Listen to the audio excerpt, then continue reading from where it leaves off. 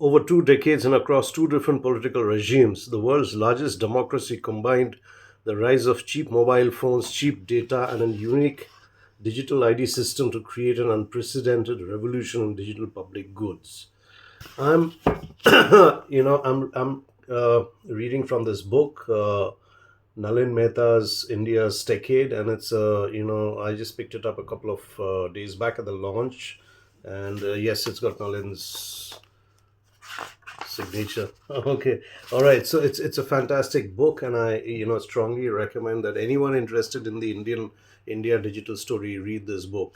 And what I'm going to do over the next couple of minutes is read some excerpts from this very exciting book. Exciting because frankly, I didn't read it immediately. I took some time for various reasons. I was busy, but the entire day, entire weekend, I've been reading this, and it's kind of unputdownable. It's got possibly because of Nalin's background as a journalist, it's got this very strong storytelling.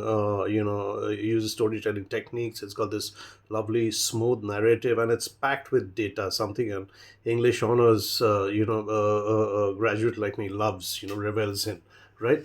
Okay, so I'm going to read, one sentence that really leapt out of the page, and it's right on page one. In fact, in the introduction, Digital India changed the basic plumbing that underlies Indian society, transforming politics, the government's relationships ship with every Indian, and the nature of the state itself. It's such a huge flagship statement to make, and this kind of sets the tone for the rest of the book. This explains the plumbing which is Digital India. And this is not a I would like to say right away, this is not a political book, okay, though a lot of people think it's a political book. It's about Digital India, and Digital India started a long time back. I was reading somewhere, Railtel, the fiber optics were first fiber optics were laid in 1982 or 83, I think. So it starts a long time back, but it's really taken off in the last 5 years, 10 years, and it's no longer something which is a nice to have or caters to some urban constituents, etc. It's really lifted a lot of Indians out of poverty, and still is. We know that. But anyway, I'm going to read out this very interesting paragraph. In a little over a decade, India built a melange of public, I hope that's the right pronunciation, melange of public digital platforms that have transformed lives. This India stack, or digital public infrastructure, is held up by three pillars: identity, payments, and data management. Its base, like I was saying a little earlier, its base was laid with the Aadhaar biometric identity system created under the Manmohan Singh led Congress government in 2009. But by December 2022, India had 1.35 billion Aadhaar enrollments. I think it's much more than that right now, right? We are in 2023, August. This was followed by the building of systems. No, I'm going to read this. The second pillar. Second pillar is UPI, digital payments, right? Uh, Payments is now as easy as sending an SMS on your mobile phone or scanning a QR code. Uh, UPI accounts for as much as 73% of all non-cash retail transactions, which is, you remember your credit card, that little piece of plastic I still have in my wallet. I hardly use it, right? uh, Accounts for as much as 73%, right? It's all, the if you go to a buy bananas from your local cart guy, right? And I mean, even in smaller cities, chances are that guy has a little QR code, partly thanks to Vijay. If you're listening in, you'll find a Paytm, or, there are other guys also, right? A QR code, you pay 20 rupees, 10 rupees, whatever, right?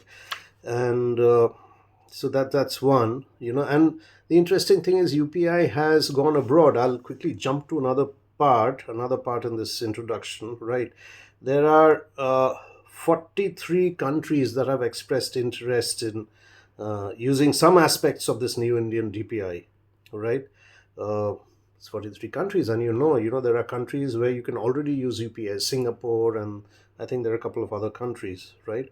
Economist calls India's punt on DPI its low-cost software-based version of China's infrastructure-led Belt and Road Initiative. What a fantastic thing. I hope all of us, including the naysayers, understand the importance of what I just said. It's taking on China's Belt and Road network, right? Indian the digital infrastructure, and in the south, as you may have heard, right? So this is something that belongs to the world. It's not just typically Indian. And if I skip to Prime Minister's speech in the G20 leaders in Bali about, I mean, a year back or something, November 2022, digital transformation is the most remarkable change of our era. Unfortunately, till now, we have seen this powerful tool only from the criteria of simple business, keeping this power tied to the into the ledgers of profit and loss. It is the responsibility of us as G20 leaders that the benefits of this digital transformation should not be confined to a small part of the human race. So it's blown up, open source, open APIs, open standards, interoperable, public, it's a digital revolution happening in the South, and someone was telling me the other day at some digital, I mean, Martech conference, TOI market conference, in the US, very bad penetration and very expensive broadband speeds, right? And compare that to India, the Americans, the eyes pop out, the kind of, digital infrastructure that we use, that we're building, the plumbing, as Nalin calls it. Okay, let's go back to number three, right? The third pillar is focused on data services like DigiLocker, through which people can access authenticated government verified documents like the driving license, education records, tax records, and so on. India has, in 2023, December, uh, will have about 137 million users of DigiLocker. There's a little typo here, I think. But December 20 hasn't come yet, and over 5.62 billion documents that have been available through this platform from blah blah user organization, 2,311 user organizations. I mean, your identity, everything you've done, all your graduation, from graduation certificates to your tax records, everything. Even if you're in some taluk, it's there on DigiLocker. And I must, just a little hat tip to Abhishek Singh of Digital India Corporation, right? Uh, so I'm way past. I'm 7 minutes, I think. Buy this book, read it. It's amazing. It's interesting. It's a bird's eye view of the digital revolution. It's the best contemporary, as in the last 1 or 2 years, book on digital India that I've read. Right, and I mean. Whether it's Nandan Nilekani or Pramod Verma or many other people who helped bring this thing up. And I remember the COVID days, COVID, etc. Of course, there's this public private thing happening, which breaking down the walls between private companies and the government, all these things, with the digital piping underneath. It's only good for us, it's good for the world, right? Okay, thank you very much.